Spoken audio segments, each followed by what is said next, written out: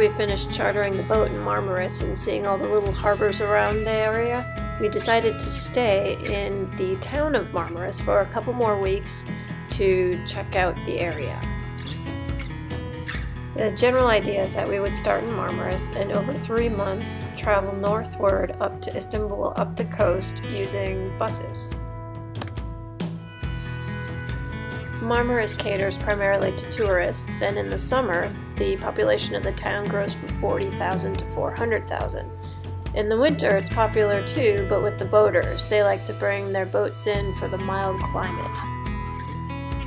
The buses were really easy to use. They were local shuttles, very inexpensive, and you won't find a schedule for them online anywhere because they run so frequently for all the tourists.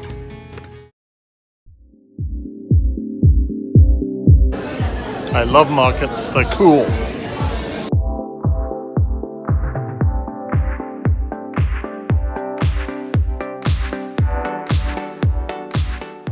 We found the local markets were wonderful. It was a good place to find fresh produce, fish, spices, and other items like clothing and utensils and other tools.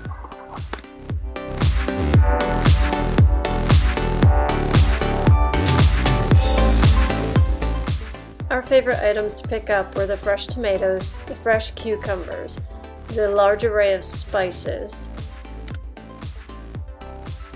A couple other items we picked up every time we went to the markets was the dried fruits like apricots and dates, as well as a cheese or two, and always trying a different one each time. Every time we went, the prices were always very reasonable, at about 20% of what you would find for comparable quality and selection in the US.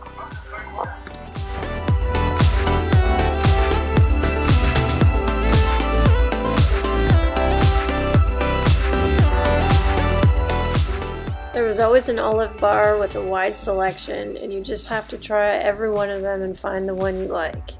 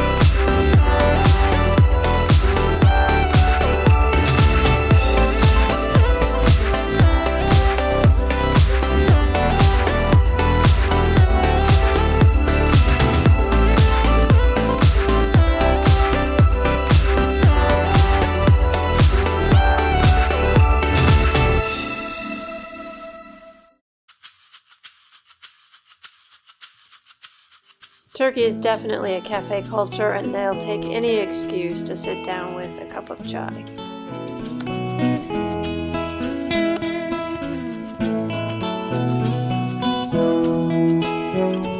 Overall, we found Marmaris full of friendly Turkish people who were multilingual, and it was a low-key, relatively slow-paced town. Lots of international tourists and great people watching.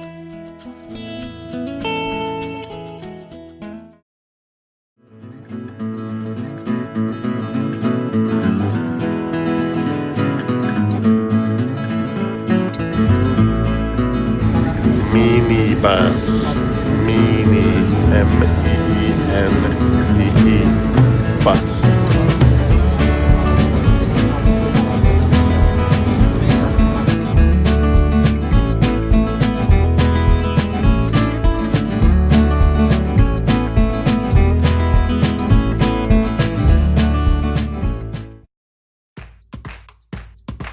Bodrum is much like Marmaris in that it is a tourist town where people come primarily for the beaches and water sports.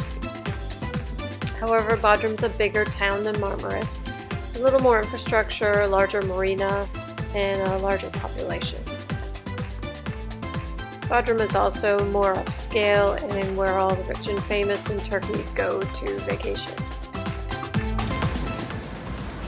Bodrum. It's very pleasant, this place here. Very pleasant. Very nice and relaxed. It's a Turkish telephone box.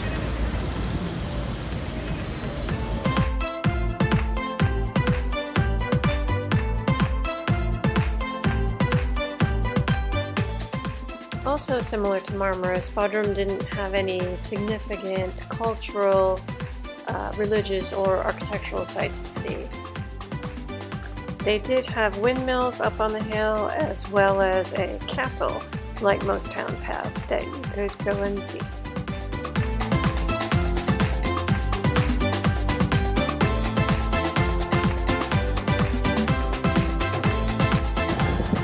And just like Marmaris, the clubs are going every night in Bodrum.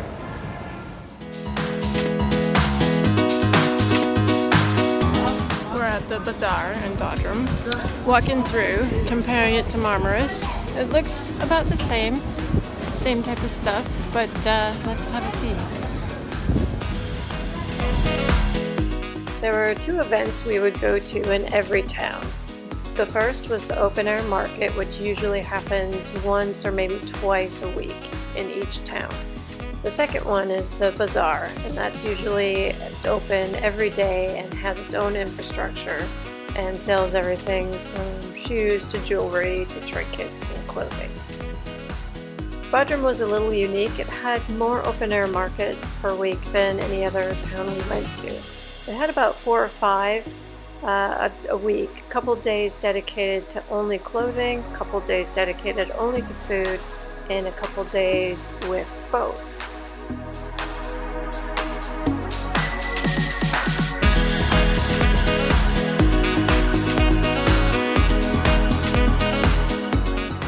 We really preferred the open air markets in Bodrum over the Bazaar. The Bazaar strip was good, but it was really filled with just tourist trinkets and not much more.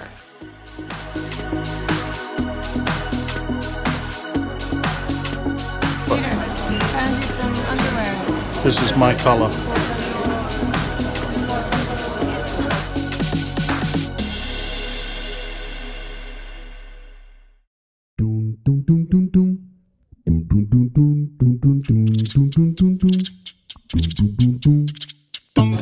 Sheep heads and brains.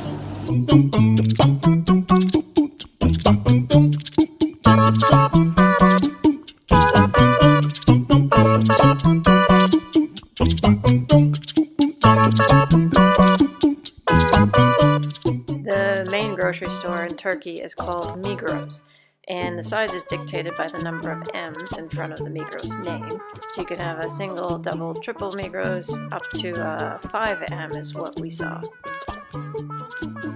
The stores have a lot of similar items as what you would see in the open-air markets, a lot of the same produce. Some gourmet items like you see here. Like most European markets, no pharmaceuticals or cosmetics. You'd have to go to a separate shop for those.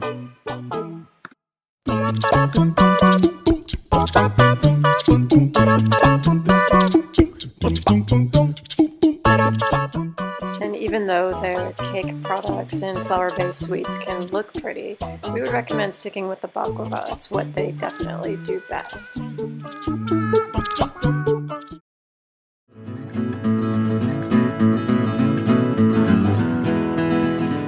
And back on the bus again, leaving Bodrum. We can't speak highly enough about the buses in Turkey. They're easy to find and easy to reserve a seat and very comfortable. You simply look for the nearest otogar, which is Turkish for bus station. And I have here our running costs for our bus trips as we traveled north over 3 months, almost 750 miles.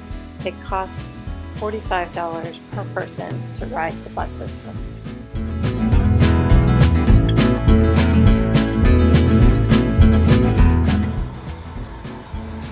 We're on a Turkish bus. This is an Intercity bus, and it feels, well, you're going to feel like the Queen of Sheba in here, with all this decor here. and the frilly mirror is my favourite bit up the front.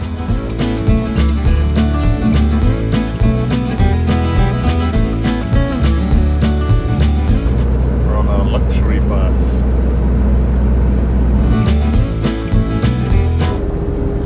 Silly.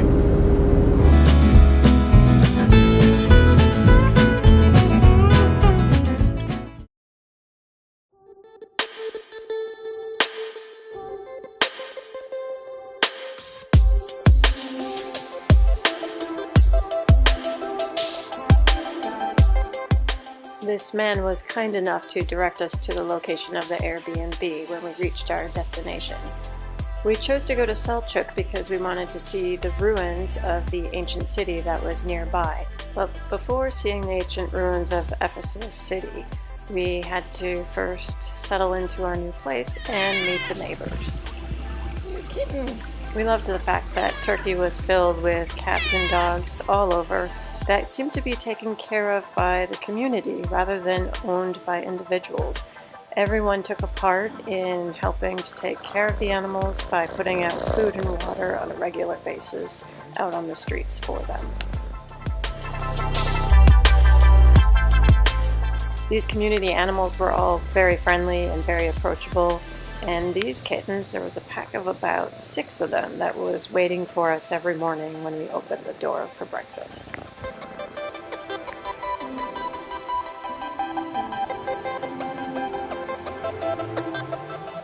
While in the beautiful small town of Selcuk, we were able to see the local market, which was filled with local food and handmade jewelry and some more tourist items.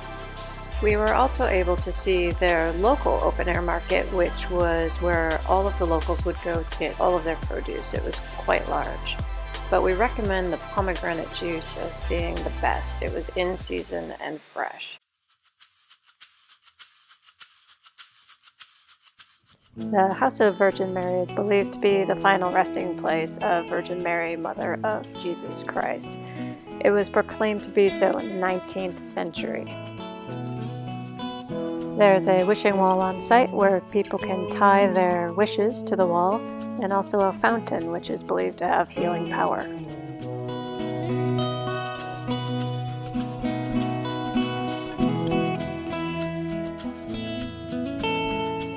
We decided to go on a tour with a tour guide of Ephesus to learn as much history as we could about the region. This is the upper Agora area. This is where people would gather for social and business meetings. It was the market. The main street was lined with columns and people would meet up for games of backgammon. And this is the Odeon, or the smaller theater where people would gather.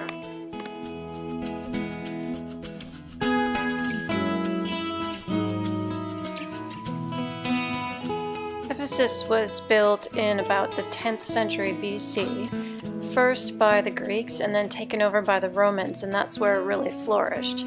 The town of Ephesus grew to 200,000 people in its day. It became the capital of the Roman province of Asia, and it was also one of the 7 churches of Asia, or the first major churches of Christianity.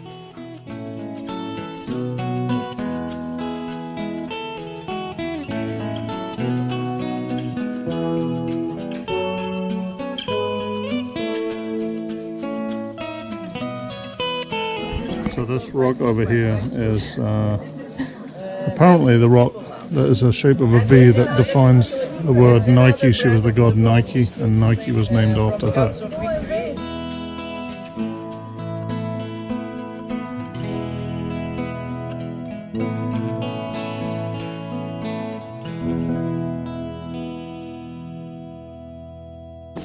You found a friend.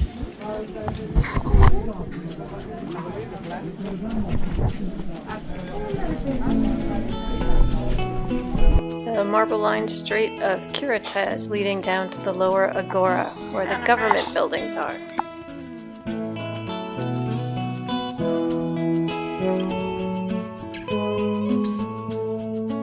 And the Gate of Hercules.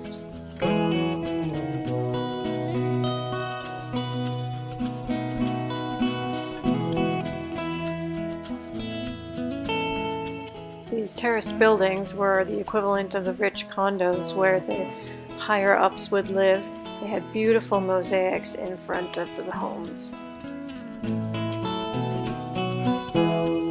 The Baths of Scholastica are the Roman baths where men would come, and it used to be 7 stories high, and all the water was delivered through buried terracotta piping.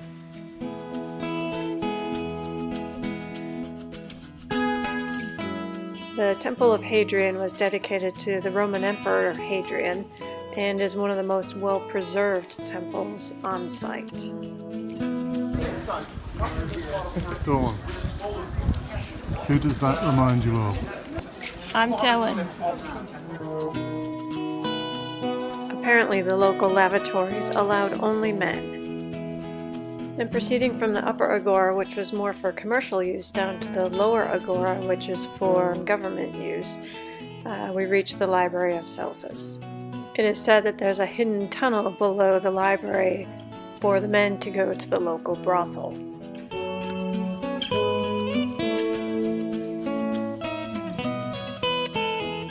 And this is the Grand Theater. It's still in use today, and it was built to hold 25,000 people.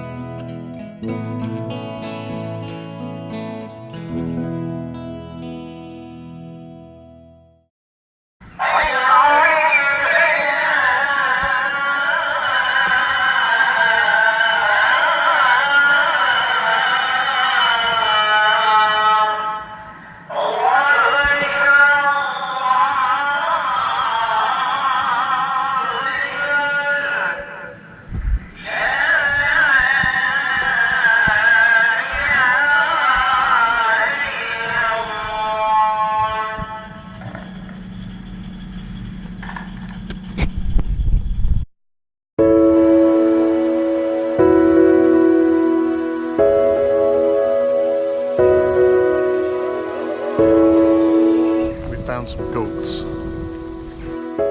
The Temple of Artemis is one of the 7 wonders of the ancient world in its final form. It had to be rebuilt twice due to flood and fire. All that remains now is one of the 127 pillars of the original structure.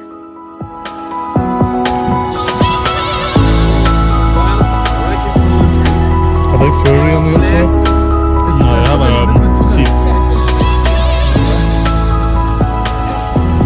After the worm? Yeah.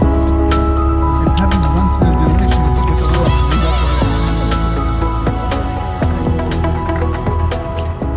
It's like eating flour. Yeah, that's what it tastes to me. Ladies working in their own houses because really much more comfortable for them to make carpet for us. This is a double knot. We call it double knot, Gordian knot. You see? Yarn just goes around from each of that vertical thread, pull it down, place it there. And for each row, she is using this special adjustable scissor. You see it here in my hand. This is a special scissor. What makes it special? You see here thickness of the scissor. It means thickness of the carpet.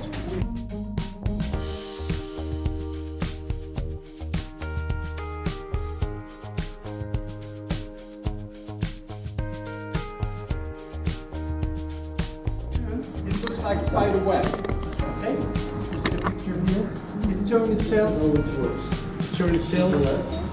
And this cocoon, one of that cocoon, just one thread continues. One thread only continues, okay? And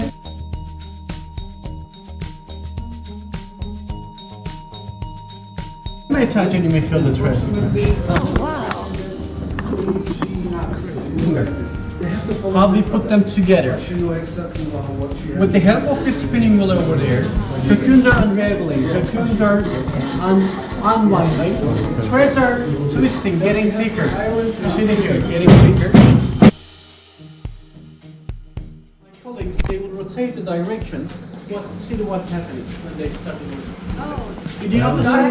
Much Yeah. lighter. Oh wow. Much lighter, much darker. Depends on your angle. This is Angorable by deep, rich red. This is from different part of the country. Limestone, more colorful, a little bit thicker. And this has the softest feeling what we have.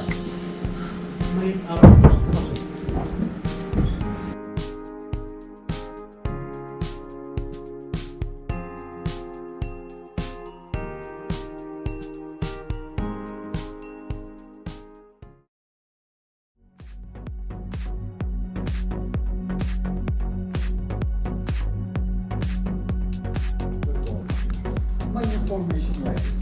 What we make here, we never use soil. This is soil. We use quartz. 85% quartz, this one here. We use the powder of it, and 15% white clay. In the pottery tradition, if he wants to get married, make a sugar bowl. If the lid fits well, you can get married over here. Yeah, he's fitting 1,000 times, but he's still single.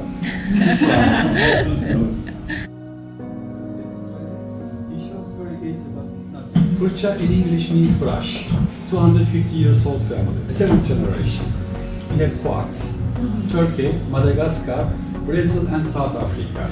Mostly known for quartz, for strongest mineral. All countries you can find, but mostly these 4 countries. We have to blow up the bubbles first. It must be millimetric size. After that, it's not what's ready.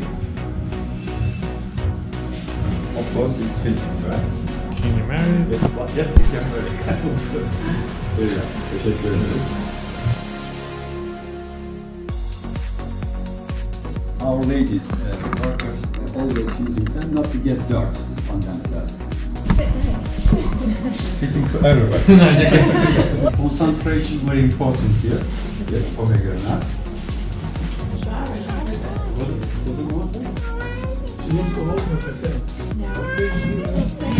That's kind of a Press rough. down, yes, press up, yes, yes. You look like a pro.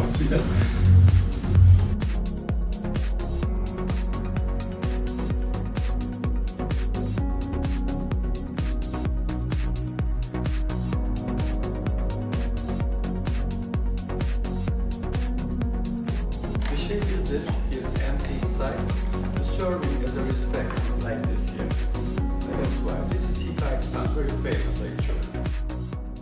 Pictures just can't do justice to how beautiful and awesome these ceramics were.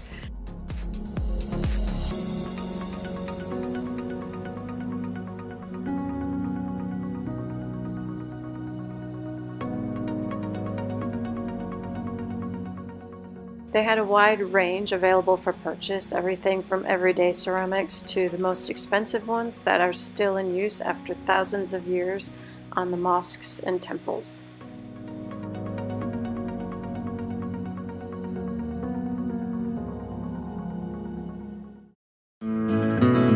As we traveled northward, the buses got larger to full-size coaches. The area is filled with natural geothermal, which is captured and used for energy.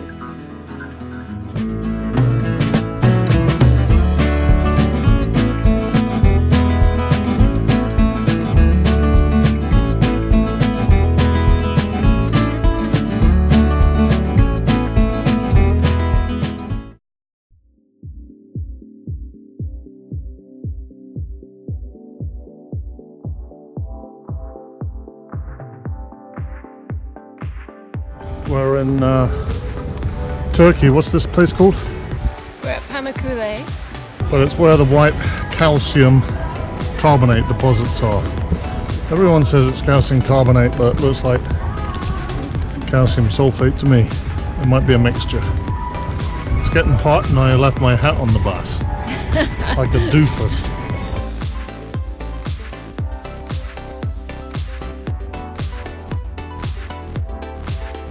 So we're now, we had to take our shoes off because of some reason about keeping mud out of here, which is a good reason. And so we're walking around bare feet on this calcium deposit now. In the water. And it's really pleasant. The temperature of the water is like a tepid swimming pool.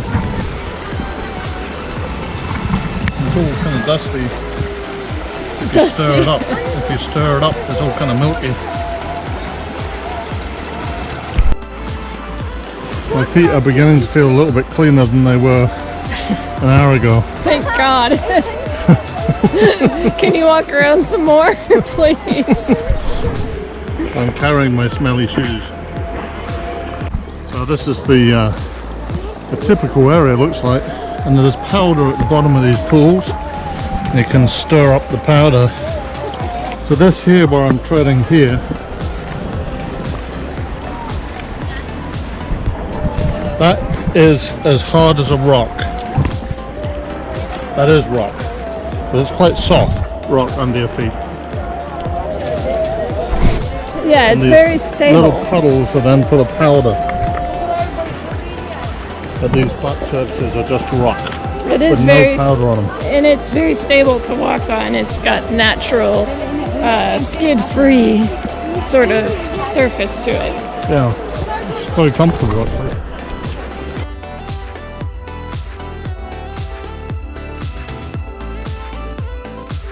And it's a nice temperature. It's all about swimming pool temperature. So it's really quite pleasant to walk around here on your bare feet. Weird. Love it. And we're coming up to our first plateau now. Ooh, how cool. It's like a paddler's paradise, this place.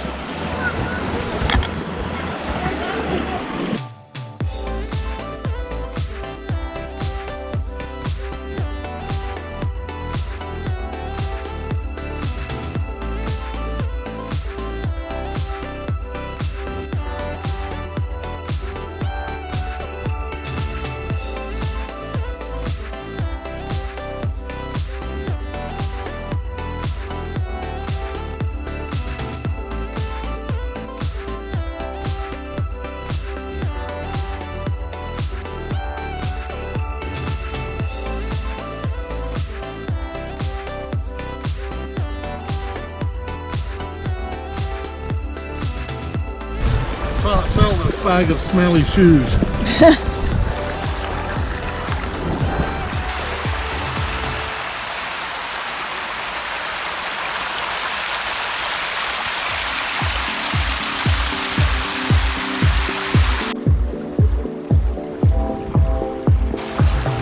What a cool view. Paragliders up there. There's two of them. Like Johnny does.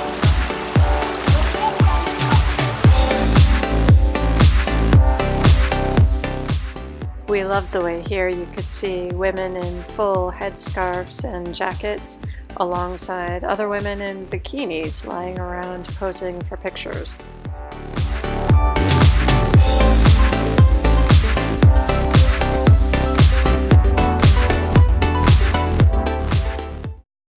At the other end of the calcite terraces of Pamukkale lies Hierapolis.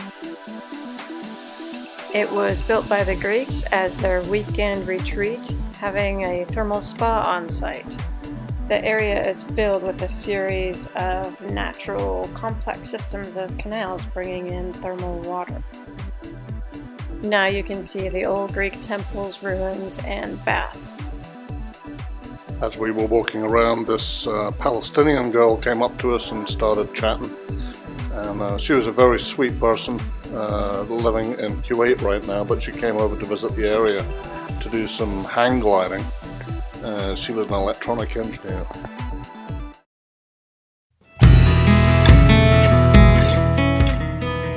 Back on the bus, that's all we have time for now, but in the next episode we'll be going further north to Istanbul.